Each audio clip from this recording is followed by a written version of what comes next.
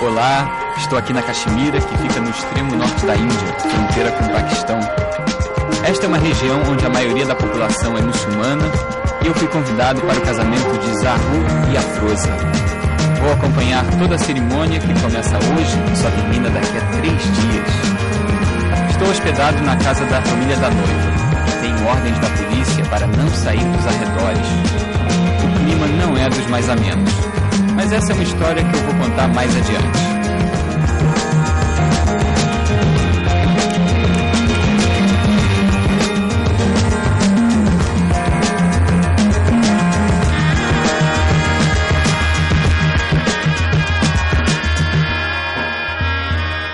Essa viagem a Caxemira eu fiz em 2001.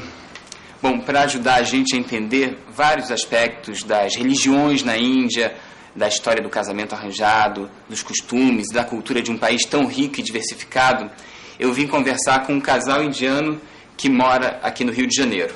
O professor Raja é engenheiro químico, formado lá na Índia, fez doutorado na Flórida, Estados Unidos, e aqui no Brasil ele trabalha na UFRJ, a Universidade Federal do Rio de Janeiro.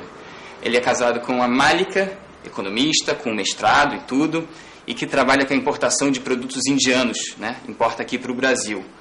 Os dois, essa é a história pitoresca. Assim como a grande maioria dos indianos, se conheceram um pouco antes do dia do casamento.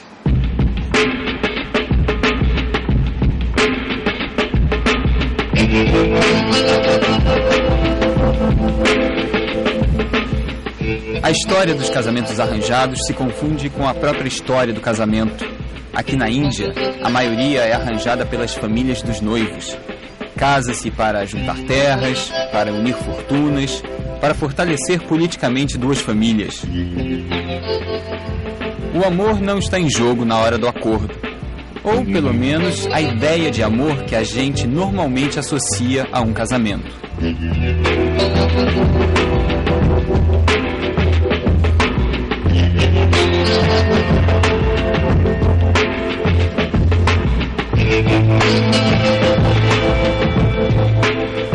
Na Índia, cerca de 90% dos casamentos são combinados pelas famílias. É comum os noivos só se conhecerem no dia da cerimônia. Para nós que vivemos no Brasil, pode soar estranho se casar com alguém que não escolhemos, que nunca vimos antes. Mas essa tradição da Índia já uniu muitos casais e não impediu que encontrassem a felicidade. Quando vocês se viram pela primeira vez, 12 dias antes do casamento, qual foi a impressão que um teve do outro? A primeira impressão? A primeira impressão era assim, eu claramente lembro disso. Ela tinha vestido uma sari amarela, era jovem e tinha uma luz na sala, não? De repente eu vi ela. O sari, que tanto chamou a atenção do noivo, é uma longa peça de tecido enrolada ao corpo da mulher. É considerado a mais importante vestimenta típica da mulher indiana. Aí eu perguntei a ela, o que você estuda, coisa desse tipo. Só que Malika não respondeu nada. Nenhuma minha pergunta ela não respondeu. Eu também sentia completamente estúpido perguntando essas coisas conhecidas. Quando foi que você percebeu que deveria aceitar? Depois de 3 dias, 4 dias, conversar com família, conversar com amigos. Porque, pelo costume, quando casamos, para de estudar. E eu teve que voltar a acompanhar ele depois de casado. E eu não quis fazer isso. Eu tinha o objetivo eu queria terminar mestrado para vir para o Brasil. O que representa o casamento na sociedade indiana, para a família indiana? Mais uma amizade, mais uma família para contar, né? Para mim, eu pensei assim, exatamente sim, uma amizade, um companheiro na vida. Mais do que isso, eu queria ter filhos, coisas desse tipo também. Eu sempre achei um ambiente importante ter uma coisa como um casamento para ter filhos. Essa é a minha ideia na época.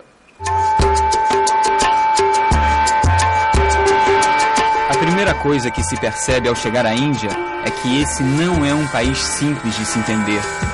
Para começar, existem 15 línguas oficiais e 844 dialetos.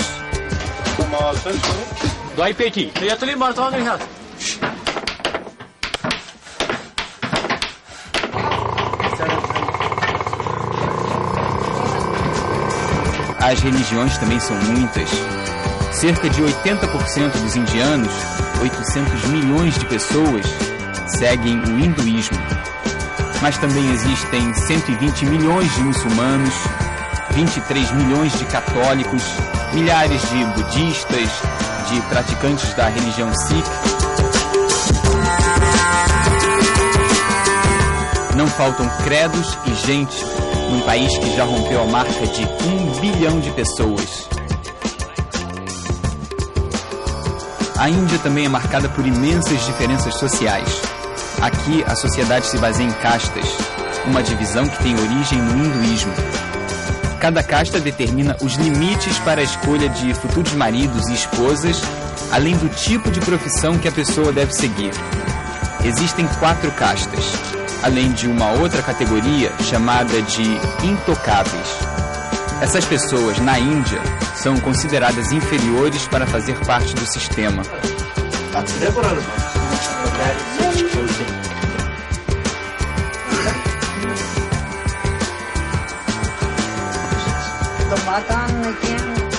A casta mais nobre é a dos brahmanes, hoje representada por políticos e profissionais de nível intelectual elevado. Quem nasce numa determinada casta dificilmente se casa com alguém da outra. Os nossos entrevistados nasceram na casta mais alta. Agora, se você não fala casta, você não vai saber que casta a pessoa é pela profissão. Mas tem um lugar que torna importante essa casta. Esse é casamento. No casamento, arranjados, normalmente você tem a oportunidade de encontrar com mulheres da mesma casta ou homens da mesma casta. Porque você vai para festas na mesma casta ou parentes na mesma casta. Então eu acho que a maioria dos casamentos, pelo menos quando eu era jovem, são feitos na mesma casa. Eu encontrei com ela, por exemplo, porque ela é do mesmo município do meu e da mesma casta meu, senão era difícil de encontrar uma pessoa assim. Seja qual for a língua, a religião ou a casta, na Índia os homens mandam. É uma sociedade patriarcal. A última palavra no trabalho, na religião, em casa, costuma ser deles. As mulheres, em geral, têm um nível de escolaridade menor. A mulher, em tese, é sustentada pelo homem. Para compensar os gastos do futuro marido, durante séculos a família da noiva costumava dar uma contribuição em dinheiro ou em bens para a família do noivo. Era o chamado dote, proibido por lei na Índia desde 1961. A Caxemira é uma exceção. Por ser um estado muçulmano, o dote ainda é permitido. No casamento que acompanhei, o dote foi de 30 mil rúpias, a moeda local, pouco mais de 2 mil reais. Mais ou menos, eu posso dizer, 70% das famílias indianas não é sistema dote considerado. Mas tem umas vilarejos muito interior, onde não chega nenhuma informação, ainda eles acham que tem que ser feito, ainda eles acham que tem que combinar a criança quando está com 10 anos, compromete com outra família. Isso acontece porque é muito fora de rota da civilização mesmo. Uma montanha, uma pessoa recuada, né? Grandes centros, longe de grandes centros, longe de informação também, fora do alcance de televisão, rádio.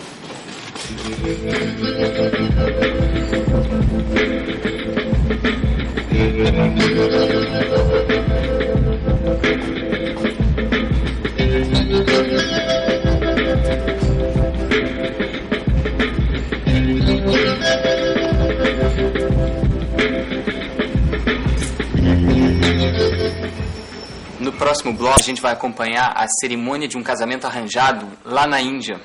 Noivo e noiva vão se ver pela primeira vez. Pelas cláusulas do contrato, esse é um encontro que deve durar para sempre.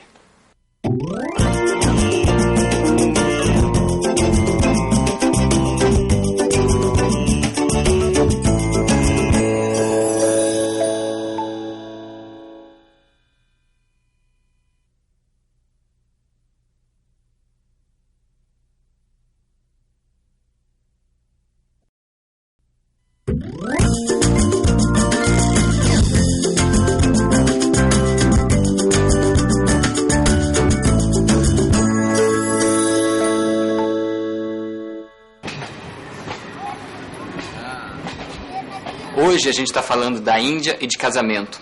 A festa de casamento na Índia é sempre um grande evento, independentemente da religião. É uma festa representativa de valores muito importantes na vida indiana, como o reforço dos laços familiares e a manutenção da economia doméstica. Existe lua de mel? Como funciona isso? O casal fica à vontade? O casal que mal se conhece ainda? É porque parece uma viagem, né? Uma viagem você não lembra de nada. Não dá tempo de chamar todo pensamento, preocupar sobre isso. Porque é uma viagem para passeio, né? Tipo um passeio, a gente conheceu, vamos conhecer. Então, nesse lado não tem condições, condicional, ele tem que ter isso, ela tem que ter isso. Não tem esse trato formado, né? Então fica mais livre. É como se estivesse começando o início de uma amizade, vocês falarem amizade antes. Exatamente. E aos pouquinhos vem a intimidade. Vamos dizer, início do namoro, vamos dizer assim. Início do namoro, todo mundo civilizado. Civilizado é ótimo, né? Todo mundo bem comportado. É verdade. É constrangedor um pouquinho no início? Ou foi para vocês? Não conhece ninguém na família dele, né? Não conhecia ele. Aí dá um pouquinho, né? Eu fico nervoso um pouco, mas depende. Ele fala muito, então tá bom. O cara fala muito? Fala muito, aí fica... Defeito do professor. Aí eu fiquei mais vontade, porque tá bom, não era nada mal. Era proposital, professor? Para relaxar a noiva? Ele fala. Era estratégico para fazer... Não, nada disso, nada de planejado. Agora eu quero ação. Estar casado é essencial para praticamente todos os indianos. O casamento é um rito de passagem, a marca de transição para a vida adulta. Eu estou aqui na Caxemira prestes a ver um autêntico casamento indiano. Noivo e noiva são muçulmanos e nunca se viram. Este casamento foi arranjado quando eles nasceram e está acontecendo 27 anos depois. Para viabilizar a união, as famílias buscam informações, checam afinidades. É quase uma troca de currículos. Tudo que se vê aqui foi organizado e pago pela família de Afrosa. O costume é esse mesmo. A família da noiva arca com os custos da cerimônia e investe alto nisso. Os gastos incluem presentes para a família do noivo, decoração, acomodações, e a festa dura 3 dias. A família de Afrosa é típica da classe média indiana. Não tem geladeira, mas não poupou esforços para produzir uma comemoração grandiosa.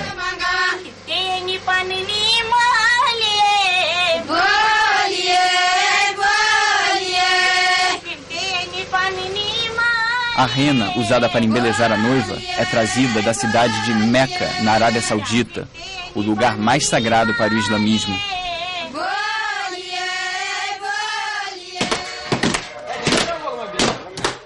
Casamento indiano que se preza tem um cardápio caprichado preparado pelos homens.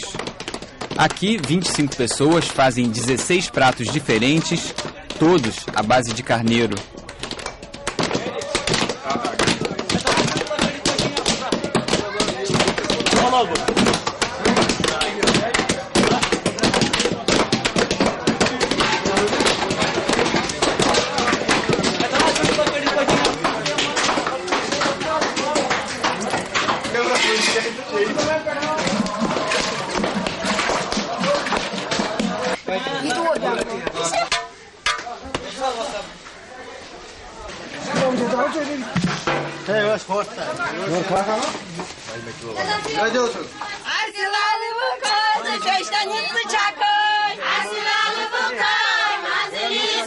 Enquanto a noiva come bolo com as amigas,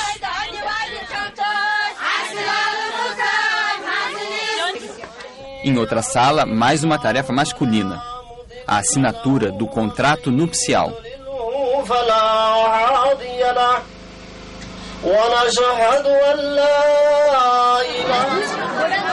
A festa reuniu 600 convidados, dentre eles uma brasileira. Também vá, me dá um beijo. Beijo. Dona Rose viajou do Brasil até a Caxemira para prestigiar o casamento.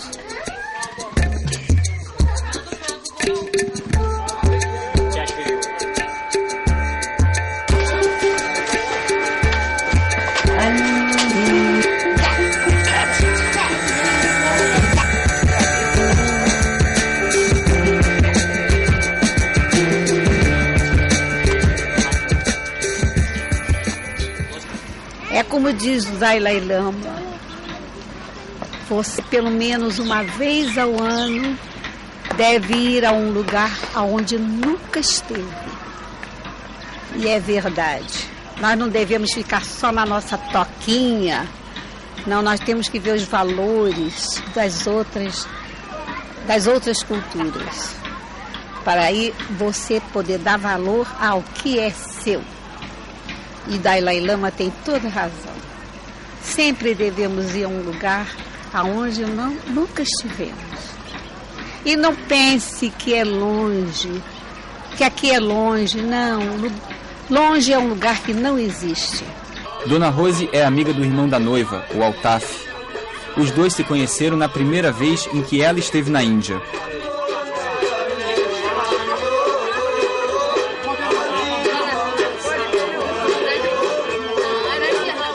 Altaf gosta tanto do Brasil que aprendeu a falar um pouquinho de português. Bassi, nome dele. Nome dele, Bassi. Ele é primo de mim. Tá?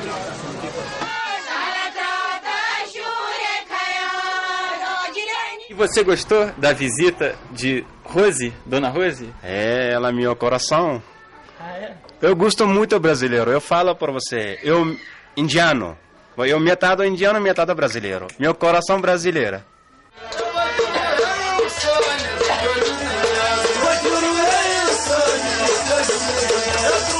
Na tradição muçulmana, só os homens dançam e não há contato físico. Dona Rose surpreendeu quando tomou a iniciativa.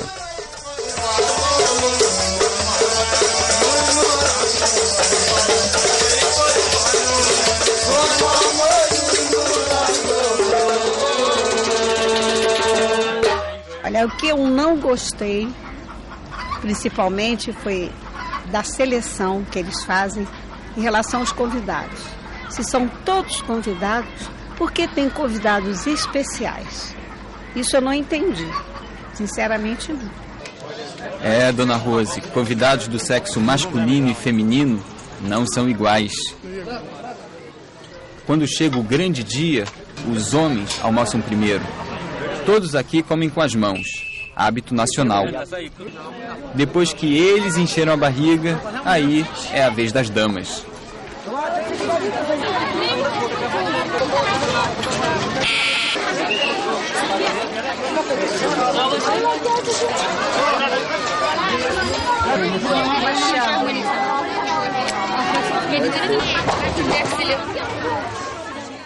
E a maneira como se dão os casamentos aqui no Brasil, na nossa sociedade? Vocês acham essa maneira muito liberal? Excessivamente liberal? Isso é difícil de explicar porque o sistema já é assim, liberal, né? Já começou assim. Então ele está evolvendo mais e mais liberdade, então vai ficar mais liberal mesmo. Mas choca vocês? Para mim eu acho que tem que ter um limite um pouco mais, porque eu vejo muitas pessoas não têm família bem estruturada, mas muitas crianças ficam ou com mãe ou com pai. Não tem os dois pessoas, né? Na Índia não vejo isso.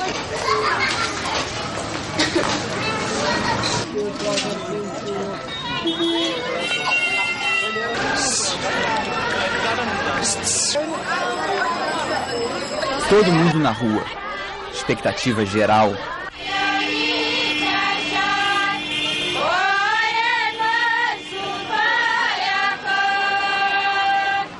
Se no Brasil a grande estrela é a noiva, aqui na Caxemira, o noivo é quem tem destaque.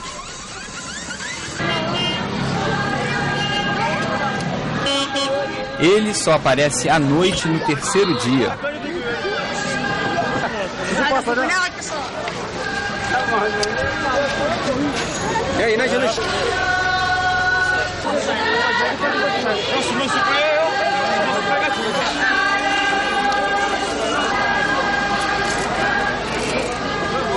É o auge da festa.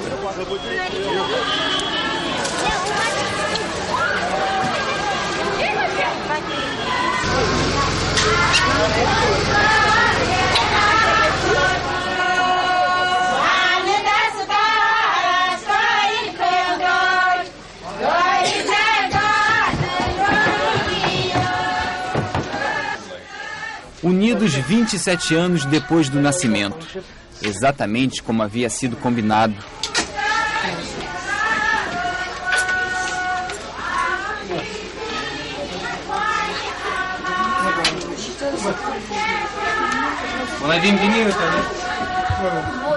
Zahur é o nome do homem prometido.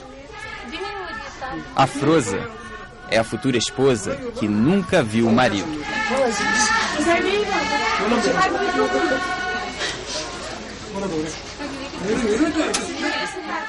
Tem uma coisa que eu fico impressionado com, essa só no Brasil, nem Estados Unidos eu vejo isso. Eu vejo colegas, família dela, família dele, tudo conversando de maneira civilizada, com paz, com amizade, e tratando crianças outra, não como na Índia ainda madrasta é uma palavrão quase, não, porque não tem maltrata, aqui não. Eu acho que pelo menos no Rio de Janeiro eu vejo que essa evoluiu mais. Eu vejo que tem muitos separados, mas eles tratam bem. Todas as crianças têm um tratamento melhor. Tratamento igual. Então, como fosse nasceu para aquele casal, né? Eu fui visitar um colega, um tipo assim, monstro, coisa assim. Realmente fiquei impressionado. Ex-maridos, ex-mulheres, ex-sogras, todos juntos na mesma mesa. Eu não posso imaginar isso. Ex-mulher. Acabou você. Nem, se ela anda na mesma rua, você anda na outra rua. Você nem anda na mesma rua, não. Quantos anos mesmo de casados? 30. 76 até hoje. 75, Ele desculpa. esqueceu um ano. 29.